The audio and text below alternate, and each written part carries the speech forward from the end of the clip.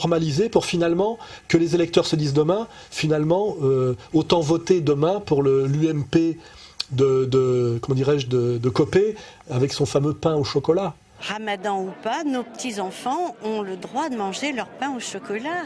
Hein, voilà. Donc je pense que la position de Marine Le Pen n'est pas très honorable et en plus stratégiquement politique, faiblarde, et que c'est une des raisons aussi pour laquelle moi aujourd'hui j'avais appelé à voter Marine Le Pen à la présidentielle. Elle a échoué puisqu'elle devait être au deuxième tour, elle a fait 17,8, ce qui est très faible, hein, parce que c'est pas plus que son père 20 ans avant, malgré l'aggravation de la situation. Donc c'est un échec politique. Et finalement, je le dis aujourd'hui, sur le plan politique, je n'ai plus rien à voir avec le Front National. Ça ne veut pas dire que je suis contre d'ailleurs, mais je suis déçu de voir le Front National se normaliser de plus en plus. Pas sur la question économique et sociale, mais sur la question ethnico-religieuse. Et je dis bien que il y a une incohérence à lutter contre le nouvel ordre mondial économique, mais à stigmatiser les musulmans, puisque l'anti-islamisme est la stratégie du nouvel ordre mondial et la stratégie néoconservatrice. Donc en général, on ne peut pas démystifier et dénoncer le piège du néo-capitalisme oligarchique et en même temps le valider sur le plan du conflit de civilisation. Normalement, Marine Le Pen devrait faire le travail complètement, or elle ne le fait qu'à moitié, ce qui est soit une incohérence, soit une malhonnêteté.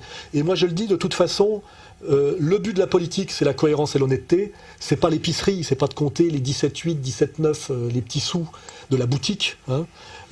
C'est déjà la cohérence et l'honnêteté. Et en dernière instance, les visions morales et les visions à très long terme et les visions avec de la transcendance sont à mon avis gagnantes. Et c'est toute la différence entre une politique d'homme et une politique de bonne femme. Hein. Et on est clairement aujourd'hui dans ce problème. Et finalement, je me sens, je le dis aujourd'hui, beaucoup plus proche de Dupont-Aignan que de Marine Le Pen, parce que lui ne tombe à la fois combat comme le Front National, la règle d'or et la disparition finalement de l'État-providence et du pouvoir régalien de la République française. Eh bien, c'est quand même extraordinaire qu'aujourd'hui, vous trahissiez à ce point le peuple français, alors même qu'il n'y a pas de baïonnette ni d'occupation dehors. Oui, c'est une trahison que vous faites. Vous parlez sans cesse de croissance et vous acceptez un pacte de récession sans précédent. La France va freiner sur une plaque de verglas. Les prévisions sont catastrophique. Vous aurez 600 000 chômeurs de plus à la fin d'année. Vous serez à 4% du déficit. Sur le plan économico-social, Marine Le Pen est sur la même ligne que, comment dirais-je, que Dupont-Aignan.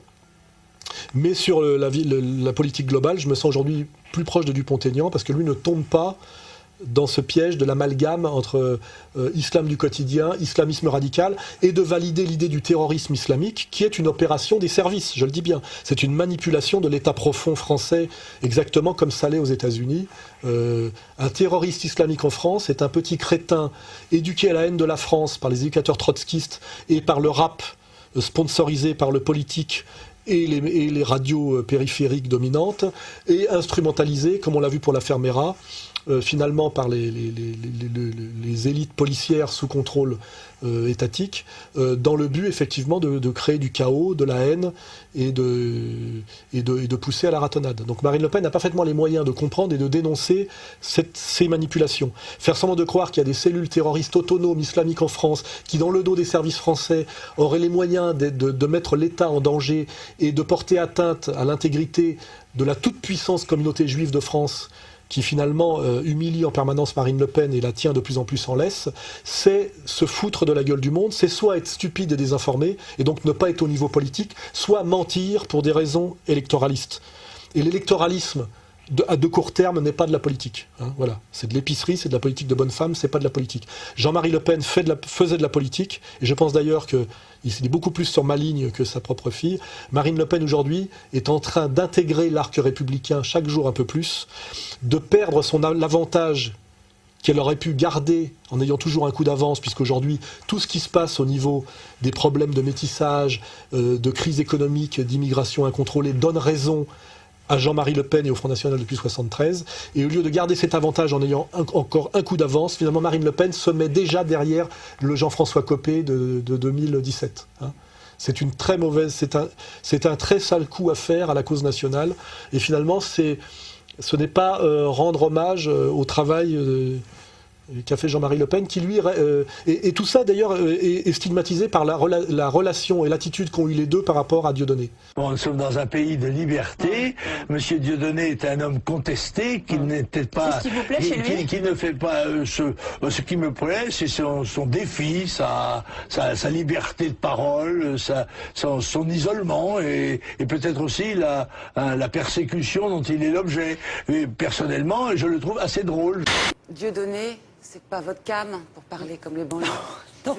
Non, c'est pas ma tasse de thé, mais ce depuis le début. Juste parce que c'est pas clair pour plein de gens. Ah bah si, mais je l'ai dit très clairement. Alors, moi, je n'ai jamais rencontré. C'est l'ami de votre père, mais en réalité, ça n'est plus du tout le vôtre. Mais c'est pas plus du tout. Ça n'a jamais été. Moi, je n'ai jamais voulu rencontrer Monsieur Dieudonné.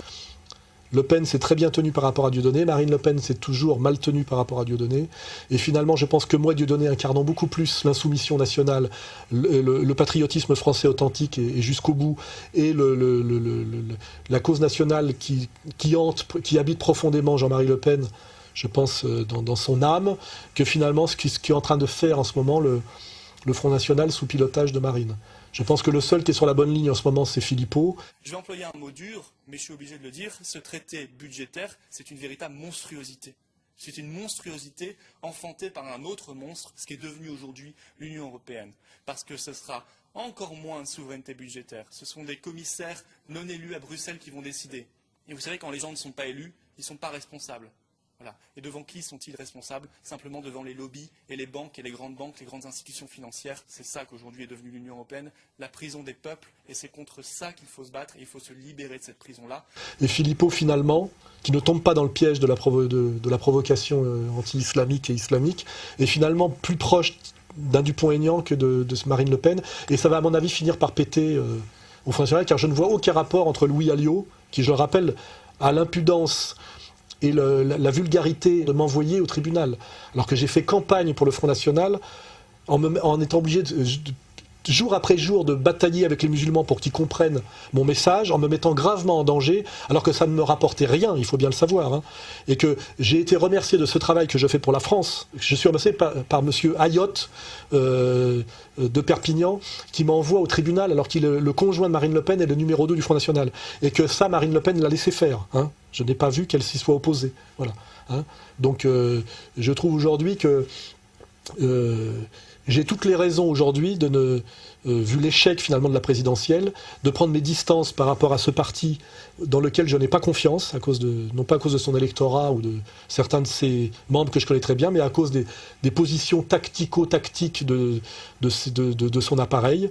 Et je vous dis, je ne vois pas à terme comment Marine Le Pen pourra concilier la ligne Louis Alliot et la ligne Philippot. Hein.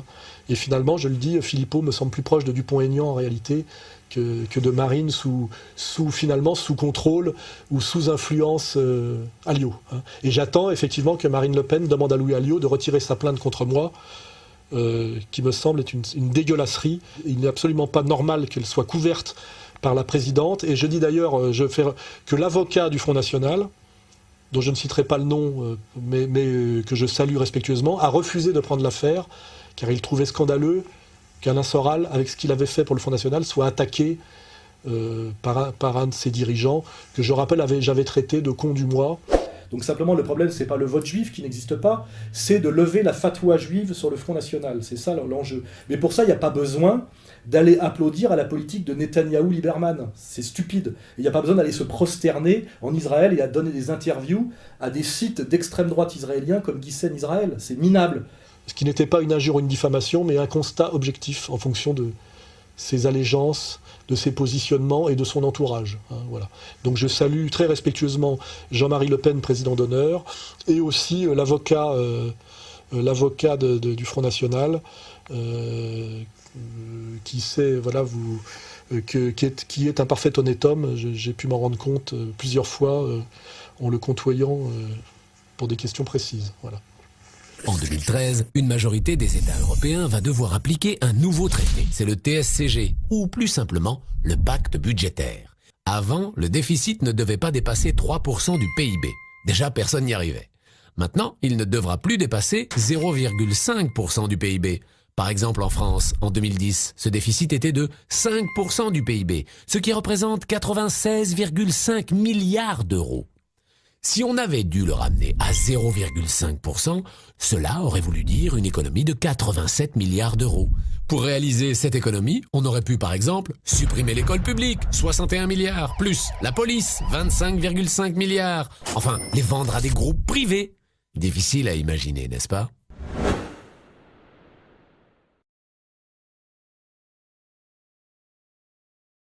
La règle d'or, c'est quoi ?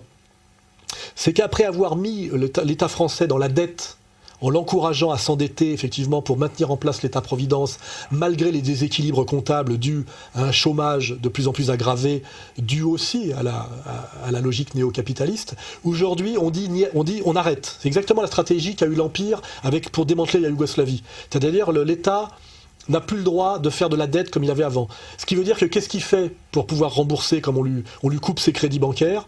Eh ben, il vend les bijoux de famille. Ça veut dire que c'est une injonction à la privatisation intégrale, c'est-à-dire le démantèlement total de l'État-providence et la mise sur le marché privé des bijoux de la couronne de la République française. Exactement comme on fait en Grèce en ce moment, où on pousse la Grèce pour payer sa dette, à vendre ses îles, ses monuments. La Grèce qui se vend par morceaux pour tenter de récupérer de l'argent frais. Des îles sont cédées aux plus offrants. Les Grecs ont appris la privatisation de cette cinquantaine d'îles en lisant la presse.